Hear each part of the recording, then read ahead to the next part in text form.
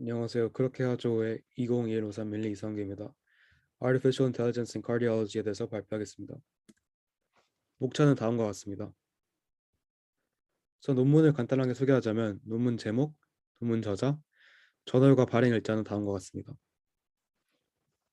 인트로덕션에 대해서 설명하자면 일단 키워드는 AI가 머신러닝이고 이러한 AI가 머신러닝이 심장학에서 어떻게 적용되는지 그리고 인공지능이 심장학과 심장학에서 어떻게 적용될 수 있는지에 대해서 발표하겠습니다. 우선 AI가 왜 필요한지에 대해서 간단하게 말씀드리자면 어, 더 빠르고 맞춤화된 데이터 관리가 필요하고 풍부한 데이터 기술의 임상 도입으로 인해 미래의 데이터는 의료 환경 내에서만 수집되지 않습니다. 따라서 정보의 범람과 심장 전문의의 효율성을 확장하는 데 도구가 필요하는데 이때 AI를 사용하면은 이러한 문제들을 해결할 수 있습니다. 통계와 AI가 머신러닝에 대해서 비교하자면 우선 통계는 표본 또는 모집단 매개 변수에 대한 추론을 수행하는 반면 AI가 머신러닝은 데이터 구조를 알고리즘으로 표현하고 예측 또는 분류하는 데 중점을 둡니다. 또한 AI가 머신러닝에 대해서 더 발표하자면 통계적 추론에는 여러 가지 강력한 가정이 필요한 반면 머신러닝 알고리즘은 기본 데이터에 대해 많은 가정을 하지 않습니다. 따라서 전통적인 통계적 추론의 가능성을 방해하지만 일반적으로 예측 및 분류에 더 정확합니다. 머신러닝을 사용하면 복잡한 관계를 포착하고 사용할 수 있는데 Demographics, Laboratory Values and Vital Signs를 사용해 연구자들은 다양한 알고리즘의 로지스틱 회귀를 임상적으로 유의미한 정도로 능가한 것을 발견했습니다. 다음은 러닝의 종류에 대해서 발표하자면 러닝의 종류에는 크게 두 가지가 있는데 첫 번째로 Unsupervised Learning 같은 경우에는 겉으로 잘 드러나지 않지만 근본적인 데이터셋의 변수 간의 기본 구조 또는 관계를 발견할 수 있습니다. 이에 반면에 Supervised Learning의 경우 독립 변수와 종속 변수의 관계를 모델링할 수 있으며 하나 이상의 범주 또는 결과를 분류할 수 있습니다.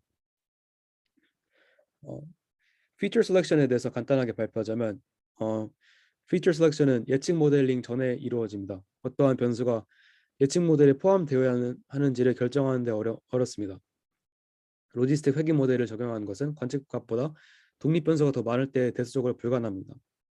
이에 따라 이러한 반복들이 사용이 되고요. 다른 데이터세트에 적용이 되지 않고 환자에 대해서 일반화가 불가능합니다. 이의 예로 어떤 약물은 다른 조건이 있는 경우에만 다른 약물과 유의미하게 상용작용할 수 있습니다. 다음으로 의공학 머신러닝의 한계에 대해서 발표하자면 모델이 완벽해도 훈련할 데이터세트가 매우 중요합니다. 이와 관련한 예로는 약 250개의 변수를 사용해서 30일 재입원에 대한 연구를 한 결과 기계학습 알고리즘이 로직스틱 회귀보다 30일 재입원을 더 잘 예측할 수 없다는 것을 발견했습니다. 이는 재입원으로 영향을 주는 건강의 사회적 결정 요인을 코딩하고 정량화하기 어렵기 때문이라고 보입니다. 다음으로 한계에 대해서 좀 더 발표하자면 부적절한 양분화라는 한계가 있는데요.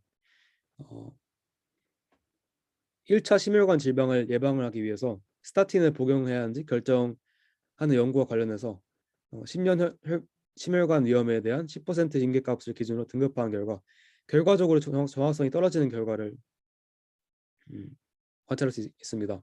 분법적 분류에 따라 분류하지 않고 개인화된 10년 위험을 기반으로 환자를 치료하는 것이 더 적절할 것으로 보입니다. 또한 이러한 한계로 머신러닝의 한계로 Poor Model Calibration이라는 한계가 있습니다. 이거는 희귀한 이벤트를 모델링할 때 발생하는데요. 전자 건강 기록에서 심방 세동을 예측하기 위한 모델에서 이러한 Poor Model Calibration을 관찰할 수 있습니다. 다음은 Methods and Application에 대해서 발표하겠습니다. 일단 아까 전에 말씀드린 Supervised Machine Learning 알고리즘에 대해서 발표하자면 크게 세 가지로 나눌 수 있습니다. 첫 번째로 Regularized Regression에 대해서 발표하겠습니다. 일단 모델링 복잡성을 줄이기 위한 추가적 제약 조건을 이라고 볼 수 있는데요. 이러한 Regularized Regression에는 LASSO Regression, Ridge Regression, 그리고 Elastic Net Regression이라는 세부적으로 나눌 수 있습니다. 심근경색이나 사망률의 발병률을 예측하기 위해 단백질체 측정을 임상 변수와 결합할 때 로지스틱, 탄성순, 회귀를 사용하는데 이때 사용된 구체적인 방법은 Elastic Net Regression입니다. 다음은 Tree-based Methods에 대해 설명하자면 일단 이 방법은 Regularized Regression과는 상반됩니다. 적은 양의 변수에 대한 많은 관찰을 할 때 이런 방법들이 사용되는데요. 표본 데이터에는 적합하지만 새 데이터에는 적합하지 않다는 특징이 있습니다.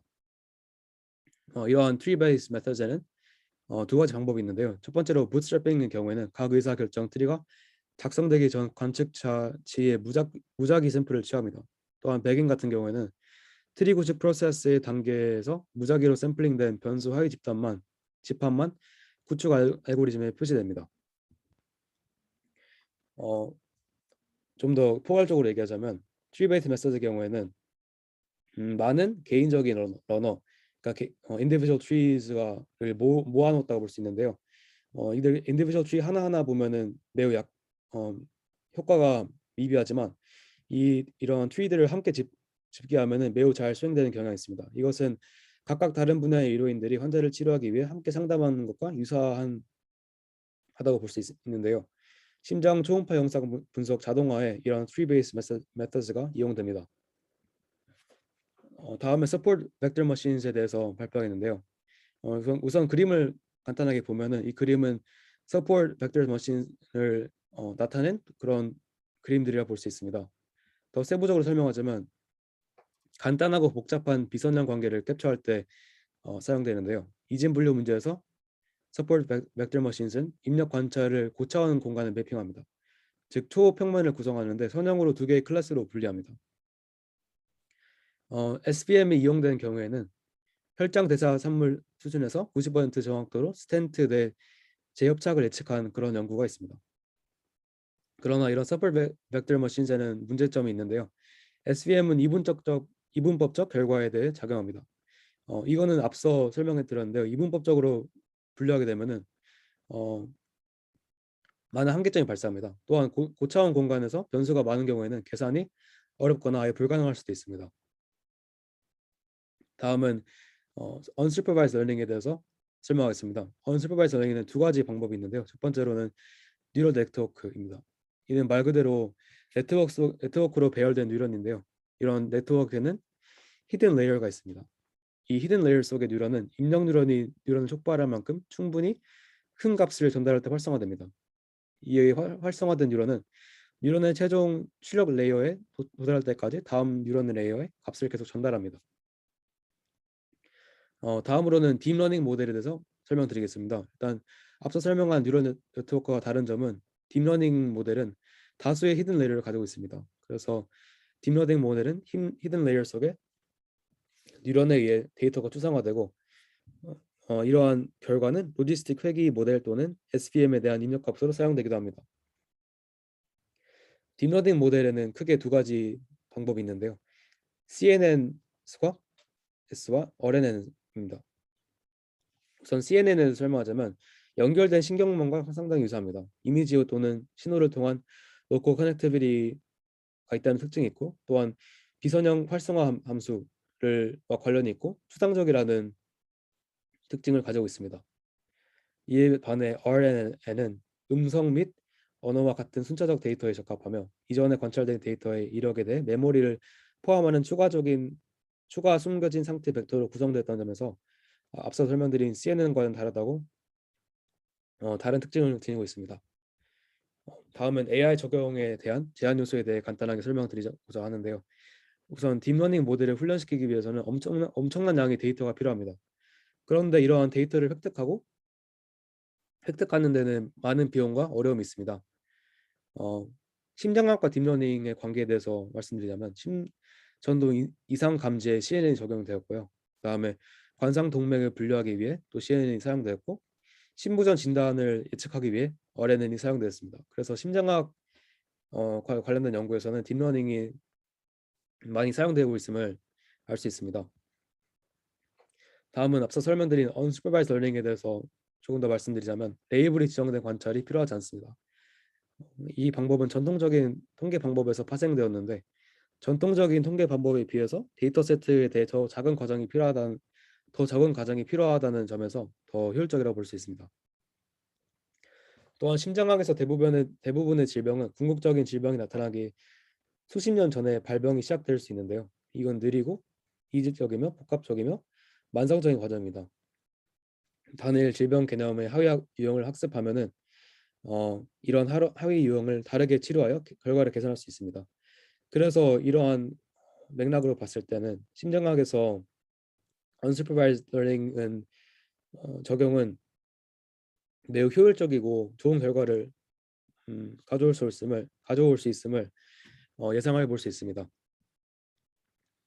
이러한 unsupervised learning과 심장학의 관계에 대해서 간단히 예를 말씀드리면, 일단은 건강 시스템 바이오뱅크의 유전 데이터와 결합하여 제2형 당뇨를 연구하는 데 사용되었고요. 또한 박충률이 보존된 신부전의 질병 하위 유형을 식별하기 위해서 다양한 클러스터링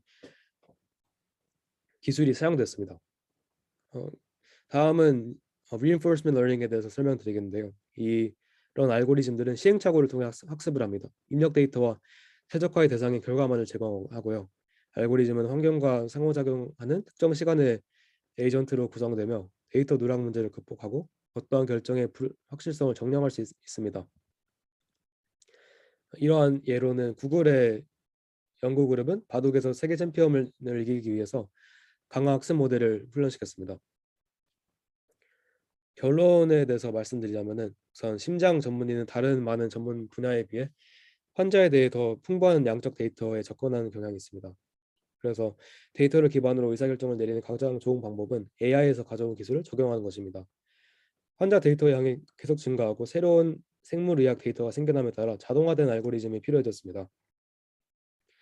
이러한 상황에서 unsupervised learning은 환자의 병을 훨씬 더 자세하게 특성화할 수 있고, 이에 의해서 더 나은 치료 선택 및 개선된 결과를 가져올 수 있습니다. 그래서 의사가 훈련과 경력을 통해서 습득하는 병대 생리적 및 임상 프레젠테이션에 대해서 전문 지식은 여전히 중요하지만, 의사는 이러한 모델을 적용할 위치와 해석 방법을 결정하는 데 주도적인 역할을 해야 합니다. 여기까지입니다. 감사합니다.